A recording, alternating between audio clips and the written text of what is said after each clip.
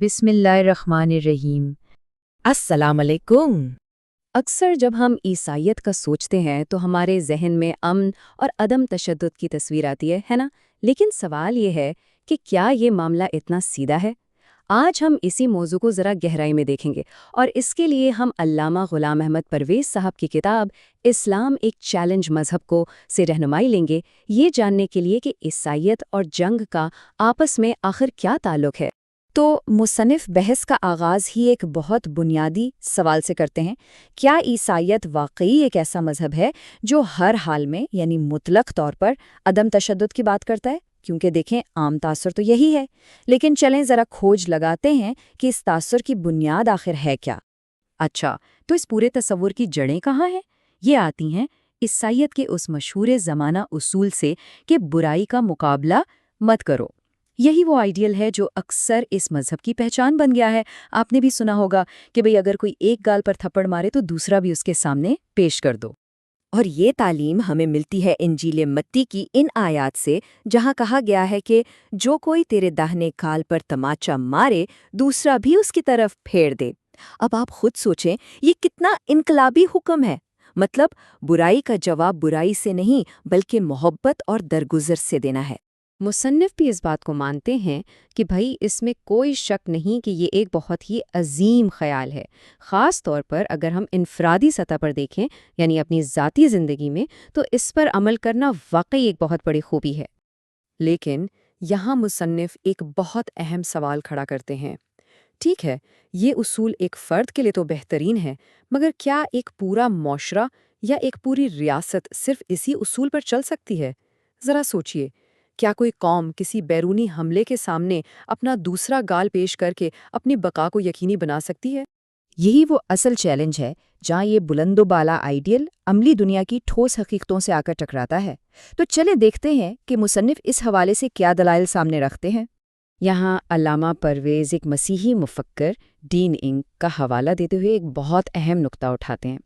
ڈین انگ کا کہنا تھا کہ دیکھیے، یہ جو عدم تشدد کی تعلیمات تھی، یہ ایک چھوٹے سے مخصوص گروہ کے لیے تھی جو ایک مخالف ماحول میں رہ رہا تھا، لیکن جب بات ایک منظم ریاست کی آتی ہے تو وہ جرائم کو روکنے کے لیے اور اپنی سرحدوں کی حفاظت کے لیے طاقت کے استعمال سے بچ نہیں سکتی۔ اور بات یہیں ختم نہیں ہوتی۔ ڈین انگ آگے چل کر سینٹ آگسٹین کے نظریے کا بھی حوالہ دیتے ہیں، جنہوں نے باقاعدہ دفاعی جنگ کا جواز پیش کیا تھا۔ آگسٹین کا موقف بڑا دلچسپ تھا۔ وہ کہتے تھے کہ کسی حملے کو روکنا صرف مظلوم کا حق نہیں، بلکہ یہ تو حملہ آور کے اپنے مفاد میں ہے کہ اسے مزید جرم کرنے سے روکا جائے۔ اور ان کے نزدیک تو بات بالکل صاف تھی، انصاف کے بغیر کوئی بھی ریاست ڈاکوؤں کے ایک بڑے گروہ سے زیادہ کچھ بھی نہیں۔ اب یہاں سے معاملہ اور بھی دلچسپ ہو جاتا ہے۔ کیوں؟ کیونکہ مصنف انجیل کے اندر سے ہی کچھ ایسے بیانات کی طرف اشارہ کرتے ہیں جو عدم تشدد کے اس مطلق تصور کو سیدھا سیدھا چیلنج کرتے نظر آتے ہیں۔ اور یہ تضاد واقعی حیران کر دینے والا ہے۔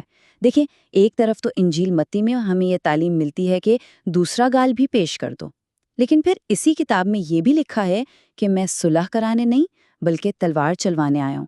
اب سوال یہ پیدا ہوتا ہے کہ ان دو بالکل مختلف بیانات کو ایک ساتھ کیسے سمجھا جائے؟ اچھا، اس عملی کشمکش کو مزید سمجھنے کے لیے مصنف ہمارے اپنے دور سے ایک بہت بڑی مثال سامنے رکھتے ہیں، اور وہ ہیں مہاتما گاندھی، جنہیں پوری دنیا عدم تشدد یعنی اہنسا کا سب سے بڑا پیغمبر مانتی ہے۔ لیکن حیرت کی بات یہ ہے کہ خود گاندھی جی کا اپنا نظریہ بھی اس معاملے میں مطلق نہیں تھا۔ وہ خود اس بات کو تسلیم کرتے ہیں کہ کچھ حالات ایسے ہو سکتے ہیں جب کھلی جنگ کا امکان ہو تو تشدد کا راستہ اختیار کرنا اور میدان جنگ میں بہادری دکھانا بزدلی سے کہیں بہتر ہے۔ تو مصنف کے مطابق اس کا مطلب کیا ہوا؟ اس کا مطلب یہ ہوا کہ اہنسا کا سب سے بڑا حامی بھی آخرکار عملی زندگی کی حقیقتوں کو تسلیم کرتا ہے۔ وہ بھی اس نتیجے پر پہنچے کہ بھئی کچھ موقعوں پر طاقت کا مقابلہ طاقت سے کرنا ناگزیر ہو جاتا ہے، اس سے بچا نہیں جا سکتا۔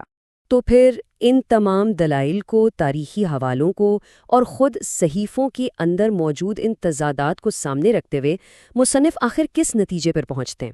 کیا خلاصہ ہے اس ساری بحث کا؟